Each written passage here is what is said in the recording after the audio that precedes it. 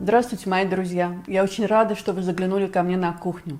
Сегодня мы с вами приготовим очень вкусную закуску.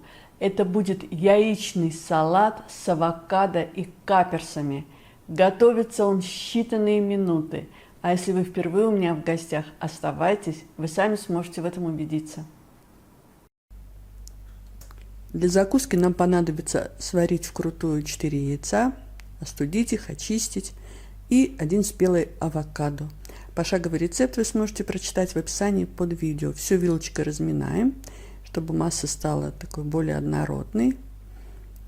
Также нам понадобится для этого салата 2 столовые ложки зернистого творога, у нас он коттедж называется, 2 столовые ложки каперсов, можно заменить соленым или маринованным огурчиком, и мелко нарезать горсть зеленого лука.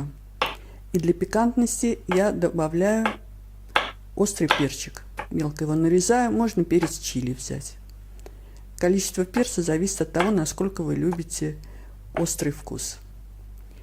Сок половинки лимона. Друзья мои, если вам нравится видео, ставьте лайк. Это поможет продвижению видео, его увидит большее количество зрителей. Посолить по вкусу и все перемешать. Вот такая у нас закуска получилась. Подавать ее можно в тарталетках, в салатнице, на кусочках жареного хлеба. Я подаю обычно на вот таких зеленых листиках салатных. Сверху мы посыпем все кунжутом, светлым и черным. Хочу сказать, что эта закуска пользуется большой популярностью в моей семье, среди моих гостей, друзей.